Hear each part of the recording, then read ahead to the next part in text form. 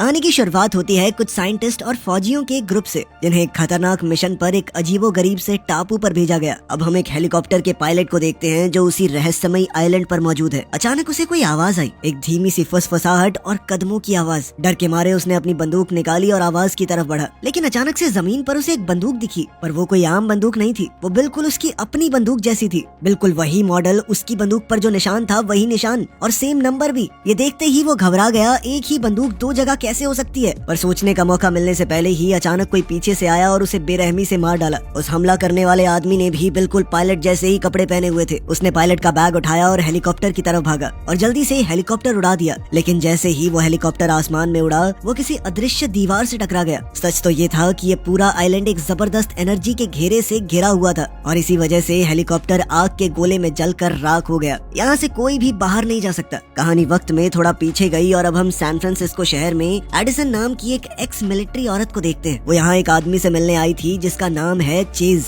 Edison उसे एक बहुत खतरनाक मिशन के लिए भर्ती करना चाहती थी। एडिसन ने चेज से कहा कि हम तुम्हारे बारे में सब कुछ जानते हैं, तुम पहले आर्मी में थे लेकिन एक मिशन में नाकामी के बाद बाहर निकाल दिया गया। तुम्हारा नाम तक सरकारी कागजों से मिटा दिया गया है, जैसे वो कभी इस दुनिया में था ही नहीं। और यही वजह थी कि एडिसन उसे अपने साथ जोड़ना चाहती है। उसकी कंपनी ऐसे ही लोगों को ढूंढ रही थी जो कागजों में जिंदा ही ना हो। खैर चेज ने पूछा कि मिशन क्या है, तो एडिसन ने बताया कि एक रहस्यमयी टापू पर जाना है। तुम्हारा सिर्फ एक काम होगा, कंपनी के मालिक की बेटी स्टेसी को वापस लाना। इसके बदले में करोड़ों रुपए मिलेंगे, इतने की पूरी जिंदगी आराम से बैठ के खा सकते हो। ये सुनते ही चेज हैरान हो गया। अगर उसे बस एक टापू पे जाके किसी को लेकर आना, इतने पैसे क्यों? पर उसने ज्यादा सवाल नहीं किए। उसे पैसों की बहुत जरूरत थी तो उसने हाँ कह दिया।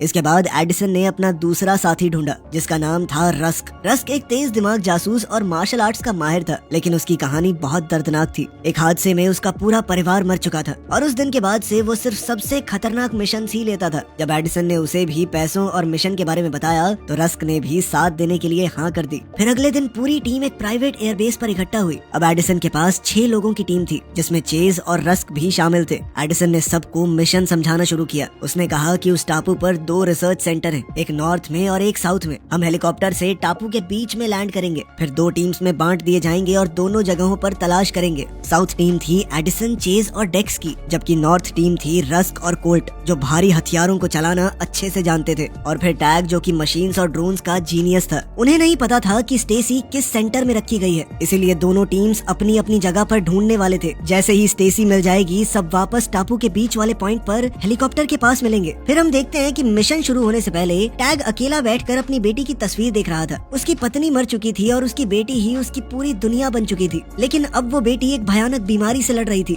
उसका इलाज बहुत महंगा था और टैग के पास इतना पैसा नहीं था। यही वजह थी कि उसने ये मिशन कबूल किया। वो ये सब कुछ अपनी बेटी के लिए ही कर रहा था। कुछ देर बाद जब पूरी टीम के लोग एक साथ बैठे थे तो बातचीत के दौरान एक बहुत ही अजीब बात सामने आई। उन सब का ही कोई अपना नहीं बचा था, ना माँ बाप, ना जीवन साथी और ना कोई और जो उनका इंतजार करे। ये सोचकर सबके मन में एक सवाल उठने लगा कि क्या ये सिर्फ एक इत्तेफाक था या कंपनी ने जानबूझकर उन्हीं लोगों को चुना है जिनके पास खोने के लिए कुछ भी ना हो। कुछ ही देर में सब लोग हेलीकॉप्टर में बैठकर उस रहस्यमयी टापू की तरफ उड़ गए। 15 घंटों की लंबी उड़ान के बाद वो लोग वहाँ पहुँच चुके थे। जैसे ही हेलीकॉप्टर ने जमीन को छुआ, प्लान के मुताबिक टीम 2 हिस्सों में बट गई। एडिसन, चेज और डेक्स साउथ की तरफ बढ़ने लगे, लेकिन थोड़ी दूर जाते ही उनके कदम रुक गए क्योंकि उनके सामने जो था वो दिल दहला देने वाला था। जमीन पर कई लाशें बिखरी पड़ी थी। लोगों को इस तरह मारा गया था जैसे किसी जंगली दरिंदे ने उन्हें चीर फाड़ दिया हो। तीनों ने अपने हथियार तैयार कर लिया और संभल कर आगे बढ़ने लगे। एडिसन ने तुरंत रेडियो निकालकर दूसरी टीम को चेतावनी देनी चाहिए, लेकिन कोई जवाब नहीं आया। रेडियो बिल्कुल बंद था। डेक्स ने तुरंत अपनी डायरी निकाली और लिखना शुरू कर दिया। जब भी कोई जगह उसे गलत महसूस होती, वो उस सब का नोट बना लेता। और ये टापू तो हर पल और ज्यादा खतरनाक लग रहा था। उधर रस्क, टैग और कोल्ट नॉर्थ की तरफ जंगल में बढ़ रहे थे। तभी रस्क की नजर एक रस्सी पर पड़ी जो एक पेड़ से बंधी हुई थी। वो बहुत पुरानी लग रही थी, लेकिन उसकी गांठ को देखकर उसे बड़ा अजीब सा लगा। रस्क ने कहा कि मुझे ऐसा लग रहा है कि मैंने ये पहले बांधी थी, लेकिन उसने खुद को ही संभाला कि ऐसा कैसे हो सकता है और आगे बढ़ गया। थोड़ी ही देर में उनका रेडियो भी बंद हो गया। अब दोनों टीम्स का एक दूसरे से कोई संपर्क नहीं हो पा रहा था। वहीं साउथ में एडिसन की टीम को और भी लाशें मिलती जा रही थी। कोई नहीं जानता था कि उनकी मौत कैसे हुई। फिर थोड़ा आगे चलकर उन्हें खाली कैंप मिला। एडिसन ने वहाँ अपना पोर्टेबल सिग्नल बूस्टर लगाया और दोबारा से कोशिश की, लेकिन फिर भी कोई कनेक्शन नहीं बना। लेकिन उसी पर डेक्स को कुछ और भी हैरान कर देने वाला मिला। उसने एक लाश की घड़ी उतारी और जैसे ही उसने उसे देखा उसका रंग उड़ गया। वो घड़ी एकदम वैसी थी जो उसने पहनी हुई थी, वही ब्रांड, वही डिजाइन, वही खरोंचे। लेकिन ये कैसे हो सकता है? चेज ने कहा कि हो सकता है सिर्फ इत्तेफाक हो, ज्यादा मत सोच भाई। लाश का चेहरा बिल्कुल बिगड़ चुका था, जिससे पहचान पाना नामुमकिन सा था। शायद किसी जानवर ने हमला किया होगा।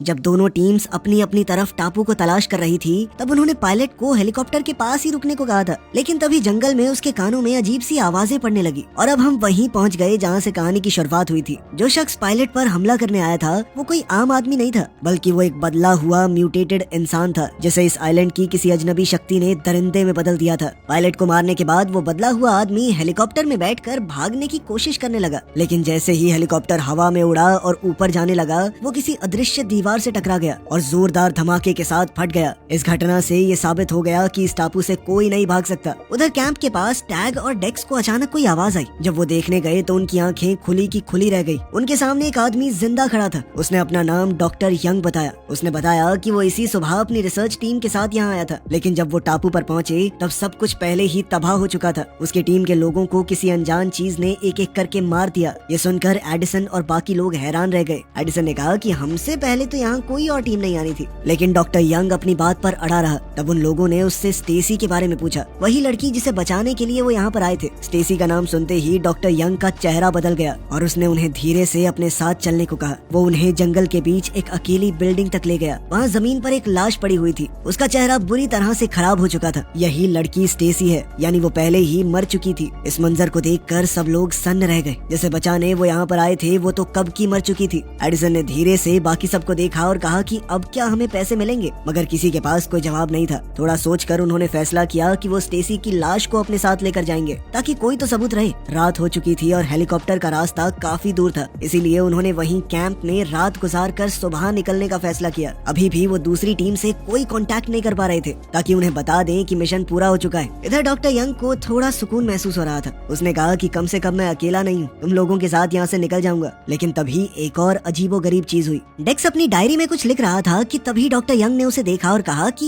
ये तो मैंने पहले भी देखी है। उसने अपना बैग खोला और उसमें से डायरी निकाली। वो बिल्कुल डेक्स की डायरी जैसी थी, वही कवर, वही निशान, वही लिखावट। ये देखकर तो सब लोग हैरान रह गए। लेकिन सबसे ज्यादा डर की बात तब सामने आई जब उन्होंने उस डायरी के अंदर देखा। उसमें अगले दिन की घटनाएं लिखी हुई थी, जो अभी हुई भी नहीं, और वो भी डेक्स की ही लिखावट में। उसी पल डेक्स का सर घूमने लगा। उसने कहा कि मैं तो आज ही यहाँ पर आया हूँ, ये सब कैसे लिखा जा सकता है? लेकिन इस सवाल का कोई जवाब नहीं था। ये टापू हर घंटे के साथ और ज्यादा रहस्यमयी और भयानक होता जा रहा था।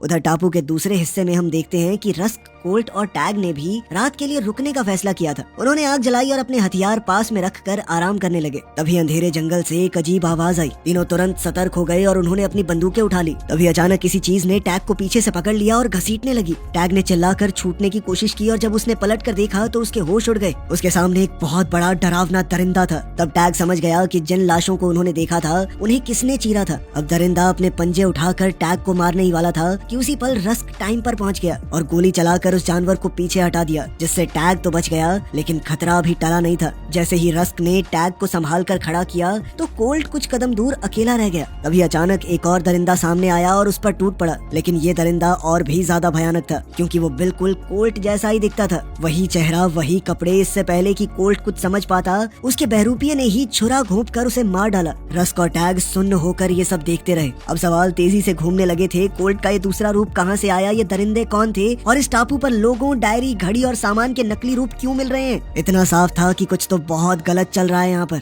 उधर एडिसन की टीम डेक्स की दूसरी डायरी को पढ़ रही थी, वही डायरी जो आने वाले कल की बातें बता रही थी। उसमें लिखा था कि स्टेसी जो कल मरी हुई मिली थी, अगले दिन जिंदा हो जाएगी। सब लोगों को ये नामुमकिन सा लगा, लेकिन जब सुबह हुई तो स्टेसी जिंदा खड़ी थी। वो सांस ले रही थी, बात कर रही थी। ये देखते ही एडिसन और बाकी सबके होश उड़ गए। उन्होंने खुद अपनी आंखों से उसकी लाश को देखा था। वो मरी हुई थी, लेकिन अब तो उसके शरीर पर एक भी चोट का निशान नहीं था। उधर टापू के दूसरे कोने में रस्क और टैग नॉर्थ कैंप तक पहुंच चुके थे। ये जगह पूरी तरह से खाली पड़ी थी। चारों ओर सामान बिखरा हुआ था, लेकिन जिंदगी का कोई नामो निशान नहीं था। तब रस्क ने कैंप का पुराना वॉकी टॉकी चलाने की कोशिश की, तो इस बार किस्मत साथ दे गई, क्योंकि एडिसन के कैंप में दूसरा वॉकी टॉकी था और आखिरकार दोनों टीम्स की आपस में बात हुई। रस्क ने बताया कि इस आइलैंड पर बड़े अजीब से लोग हैं भाई, दरिंदे हैं। यहाँ पर कुछ बहुत भयानक हो चुका है और कल रात ऐसे ही एक दरिंदे ने हमला करके कोल्ट को मार मार दिया और ये दरिंदे चीजें जो भी बोलो हूबहू हमारे जैसे दिखते हैं। एडिसन ने भी अपनी तरफ से हैरान कर देने वाली बात बताई। उसने कहा कि उन्होंने स्टेसी को कल मरा हुआ पाया था, लेकिन आज सुबह वो जिंदा हो चुकी है। अब दोनों टीम समझ चुकी थी कि ये टापू उनकी सोच से कहीं ज्यादा खतरनाक और अजीब था।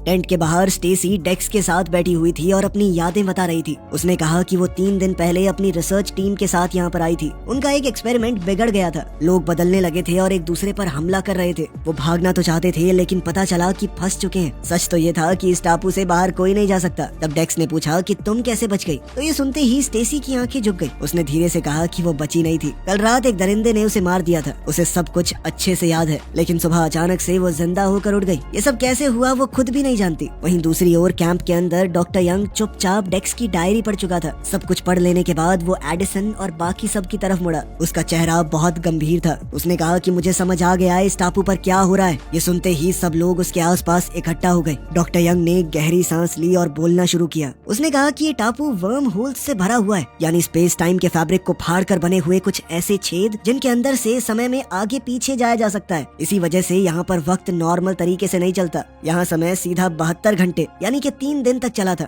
उसके बाद सब कुछ बार बार दोबारा से शुरू हो जाता है। हम एक तरह के टाइम लूप में फंसे हुए हैं। ये सुनकर सब लोग चौंक गए। डॉक्टर यंग ने आगे बताया कि हर बार जब ये चक्कर दोबारा शुरू होता है तो पिछले चक्कर की कुछ चीजें अगले चक्कर में आ जाती हैं। इसीलिए उन्हें एक्स्ट्रा घड़ी, भविष्य की ये डायरी और वो रस्सी मिली जो रस्क को लगता था कि उसने बांधी है। ये सारी चीजें उनके ही पुराने रूप छोड़ कर गए थे। अब सबको समझ आ चुका था कि वो यहाँ पहले भी आ चुके हैं, और वो भी सिर्फ एक बार नहीं। हर 3 दिन में एडिसन और उसकी टीम दोबारा से इस टापू पर पहुंचती है, ये सोचकर कि यहाँ पर वो पहली बार आए हैं। लेकिन असल में ऐसा था नहीं। वो सब समय के चक्कर में फंस चुके थे। इस पर चेज ने घबराई हुई आवाज में पूछा, फिर उनके बाकी रूप कहाँ गए? डॉक्टर यंग ने नजर झुका ली और कहा कि उनमें से ज्यादातर मर चुके हैं। मैंने उनकी लाशें देखी हैं जो पूरे टापू पर बिखरी हुई हैं। उनके चेहरे बिगाड़ दिए गए थे ताकि कोई उन्हें पहचान न सके, लेकिन वो तुम लोग ही थे। ये सच सुनकर सब लोग चुप हो गए। अब डॉक्टर यंग आगे कहने लगा कि सारे के सारे लोग नहीं मरे, बल्कि कुछ इस आइलैंड की शक्ति से बदल गए। डायरी के हिसाब से जो भी इंसान 3 दिन से ज्यादा इस टापू पर रहता है वो अपना दिमाग, शरीर, होश खो बैठता है। इसका मतलब ये हुआ कि जिन दरिंदों से तुम लड़ रहे थे वो तुम ही थे, तुम्हारा ही पुराना रूप है वो। तब डेक्स ने कांपती हुई आवाज में कहा कि ये पूरा टापू ही एक चक्कर में फंसा हुआ है और अब हम सब भी। तभी अचानक उन्हें गुर्राहट, चीख और कदमों की आवाज सुनाई दी। असल में जंगल से दरिंदों की भीड़ उनकी तरफ बढ़ रही थी और वो कैंप को घेर रहे थे। उधर रस्क और टैग रेडियो पर डॉक्टर यंग की बात सुन ही रहे थे कि उन पर भी दरिंदों ने हमला कर दिया। डेक्स की भविष्य वाली डायरी सच हो रही थी। अपने ही टेढ़े मेढ़े से रूप से लड़ना काफी अजीब सा था, लेकिन उनके पास कोई और रास्ता तो था नहीं, इसीलिए उन्होंने मुकाबला किया। इधर एडिसन की टीम पर भी दरिंदों ने हमला कर दिया था। वहीं चेज एक पल के लिए जम गया क्योंकि वो अपनी तरह दिखने वाले इंसान पर गोली नहीं चला पाया। तब एडिसन ने उसे याद दिलाया कि वो तुम नहीं हो, हमें जीना है। आखिरकार उन्होंने सर पर निशाना लगाकर उन वहशी दरिंदों को गिरा दिया। रस्क और टैग भी अभी तक तो बचे हुए थे, लेकिन उनकी ज्यादातर गोलियां खत्म हो चुकी थी और उन्हें पता था कि ये तो सिर्फ शुरुआत है। उधर कैंप में हालात और ज्यादा खराब हो गए। स्टेसी, जिसे वो लोग बचा हुआ समझ रहे थे, अचानक अपना रूप बदलने लगी। उस पर भी एक्सपेरिमेंट का असर हो चुका था। अचानक उसने डेक्स पर हमला कर दिया। चेज ने उस पर गोली भी चलाई, लेकिन देर हो चुकी थी। इस हमले में डेक्स मारा गया। दिन के आखिर तक वो सिर्फ जिंदा रहने के लिए घंटों तक लड़ते रहे। आखिरकार रस्क ने टापू के बाहर मौजूद कंपनी के बेस से संपर्क किया। उसने बताया कि हेलीकॉप्टर तबाह हो चुका है और साथ ही झूठ बोल दिया कि स्टेसी अभी जिंदा है ताकि कंपनी रेस्क्यू टीम भेज दे। लेकिन उसे ये नहीं पता था कि कंपनी पहले से सब कुछ जानती है। उन्हें पता था कि स्टेसी मर चुकी है। उन्हें पता था कि ये टापू 3 दिन के टाइम लूप में फंसा हुआ है और उन्होंने टीम को जानबूझकर भेजा ताकि उन्हें अपने एक्सपेरिमेंट के लिए इस्तेमाल कर सके। इसी वजह से ऐसे लोगों को चुना गया जिनके पीछे रोने वाला कोई ना हो, ताकि कोई उन्हें ढूंढने भी ना आए। फिर कंपनी के गुप्त बेस पर एक और भयानक सच सामने आया। अब सिर्फ 12 घंटों में कंपनी पूरे टापू पर बम गिराने वाली थी ताकि ये खतरनाक बदलाव बाहर की दुनिया में कभी ना पहुंच पाए। अब सिर्फ 5 लोग जिंदा बचे थे और उन्हें किसी भी तरह खुद जिंदा बचकर निकलना होगा, इससे पहले कि टापू तबाह हो जाए। अब रस्क और टैग ने रेडियो के जरिए एडिसन, चेज और डॉक्टर यंग को सब कुछ बता दिया। लेकिन अब सबसे बड़ी प्रॉब्लम ये थी कि उनका हेलीकॉप्टर तो तबाह हो चुका है। जब सब लोग उम्मीद छोड़ने लगे तब अचानक से रस्क को कुछ अजीब याद आया। टापू पर आने के बाद से उसे कुछ ऐसी चीजें दिख रही थी जो घटनाएं कभी हुई ही नहीं। उसे लगा कि ये उसके मन का वहम है, लेकिन अब उसे सच समझ में आ गया था क्योंकि इस टापू पर समय उल्टा बह रहा है, इसीलिए वो भविष्य की यादें देख पा रहा था। इन्हीं यादों में से एक में उसने टापू के किनारे छुपी हुई छोटी सी नाव देखी जो उनके यहाँ से निकलने का आखिरी रास्ता है। फिर जैसे ही सुबह हुई तो दोनों टीम्स उस जगह की तरफ बढ़ने लगी जहाँ पर रस्क ने नाव देखी थी। एडिसन की टीम ज्यादा नजदीक थी, इसीलिए वो पहले वहाँ पहुँच गए और रस्क और टैग का इंतजार करने लगे। डॉक्टर यंग ने उसे चेक करके बताया कि फ्यूल टैंक पूरा भरा पड़ा है और अगर समुद्र में तूफान नहीं आया तो हम शहर तक पहुँच सकते हैं। लेकिन रस्क और टैग अभी भी दूर थे। वो दरिंदों से लड़ते हुए आगे बढ़ रहे थे। उनकी गोलियां लगभग खत्म हो चुकी थी और लगातार लड़ने से वो बहुत थक चुके थे, इसीलिए अब उन्हें अपने ही ज्यादा ताकतवर बदले हुए रूप से हाथापाई करनी पड़ रही थी। बहादुरी से लड़ने के बावजूद आखिरकार टैग को उसी के बदले हुए रूप ने मार दिया। भरे हुए दिल के साथ रस्क ने वादा किया कि अगर वो जिंदा बच गया तो टैग की बेटी को जरूर ढूंढ कर उसकी हिफाजत करेगा। लेकिन तभी एक और भयानक झटका लगा। असल में रस्क का भी एक बदला हुआ रूप सामने आ गया, जिसने हाथ में बंदूक तानी हुई थी। ऐसा लग रहा था कि खेल खत्म, पर तभी पीछे से चेज आ गया और उसने म्यूटेंट को गोली मारकर रस्क की जान बचा ली। लेकिन भागते वक्त रस्क ने एक जाल पर पैर रख दिया, जिससे लकड़ी का एक नुकीला खंभा उसके पेट को चीरता हुआ निकल गया। अब वो इतनी बुरी तरह जख्मी हो चुका था कि हिल भी नहीं पा रहा था। उसी पल 12 घंटे पूरे हो गए और अचानक पूरे टापू पर बम फटने लगे। रस्क समझ चुका था कि वो तो नहीं बच पाएगा। उसने चेज को देखा और कहा कि भाई खुद को बचा।